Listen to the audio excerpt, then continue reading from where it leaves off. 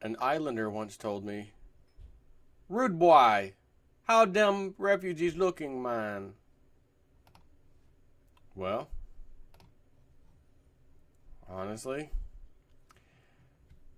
looks like a weapons cache, or cache, found in and hidden at Swedish Immigrant Center.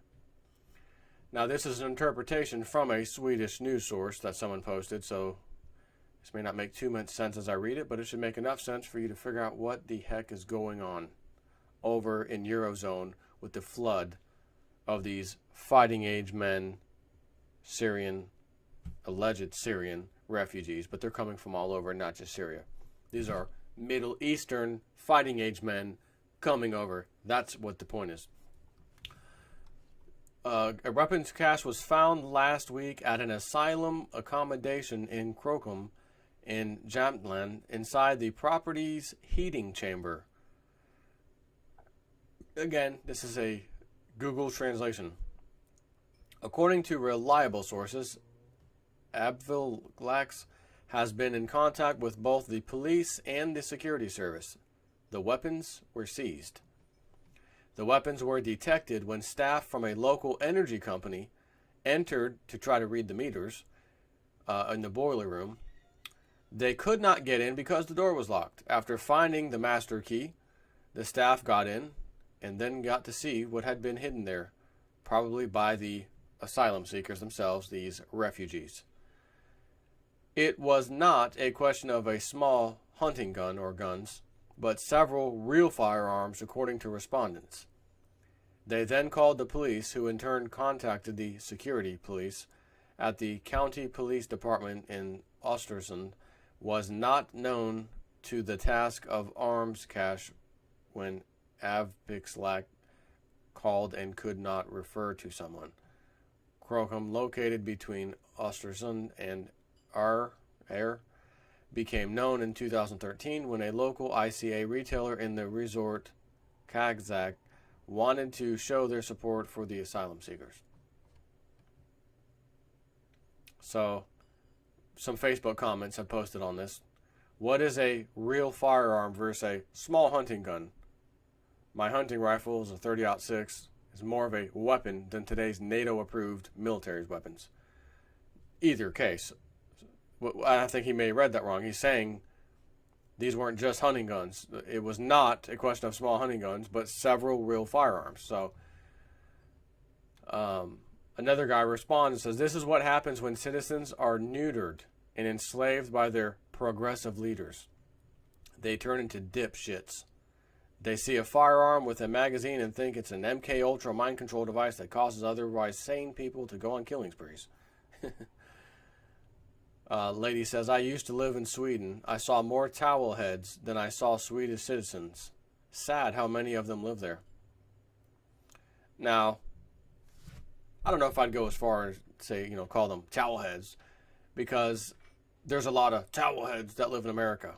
But these aren't the same people as we're talking about. These refugees, rebels, whatever they are.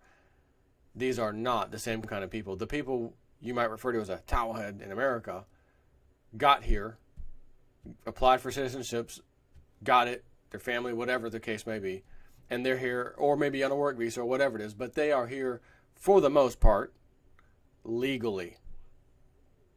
When you open the floodgates, and then you have all of your security services and agencies everywhere, all over the world, telling their citizens the same thing: we can't vet these guys, we can't vet them, there's too many of them coming in. So I want you to think about that, because they said the same thing here in America. Our own Department of Homeland Security said when we start to have that increase come here of these refugees, we don't know if there's any radicalized or anything. We have no way of checking this. So I want you to think about that for a second. How much money have we spent since the bogus war on terror in 9/11, 2001, since then till now? Scanners and airport security. Department of Homeland Security wasn't even in existence till 9/11 happened. So that whole agency, airports, train stations, checking everything, all this money, billions and billions and billions and billions and billions of dollars. And then you're told, we got to have this security. Got to be more secure. More secure, more secure. Got to have it, got to have it. Excuse me. You're going to let 100,000 plus refugees in here from the Middle East, and you don't know who they are really? You can't vet them. They don't know. They don't have any ID, nothing? No, that's correct. We don't. What about all the security? We need to be secure, safe, Patriot Act, this act, National Defense Authorization Act, 2014, 2015, all this stuff that's stripping away our rights and freedoms under the guise of security. And now you're going to open the floodgates for those types of people. Not all of them, but definitely, as you just read, there's a weapons cache discovered. So definitely some of them plan on doing harm. And your own agencies, the ones we created all of these years ago, are saying out loud to the public, we can't vet them, we don't know. But we're still going to allow them to come over here. So once again, as I said the other day, are you mad at the asylum seekers, migrants? Hey, we get to leave third world status and go to America or Eurozone country A, Eurozone country B, C, D, E, F, G, all of them, first world status.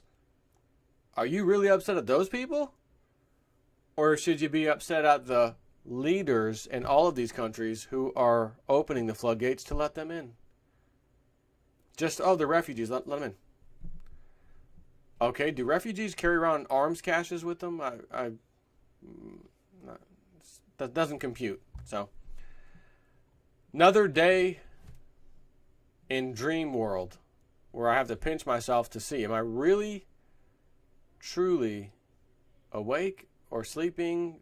Am I in a circus? Am I the clown? Or am I the guy in the back cheering at the clowns or trying to wake everybody up? This isn't even real. This is imaginary. This is fake. You've been lied to. You're not even sitting down right now. This isn't even a circus. This is like virtual reality or like what the hell's going on? The answer is no, it's real. This is a real political sideshow circus, and you've been had by the government.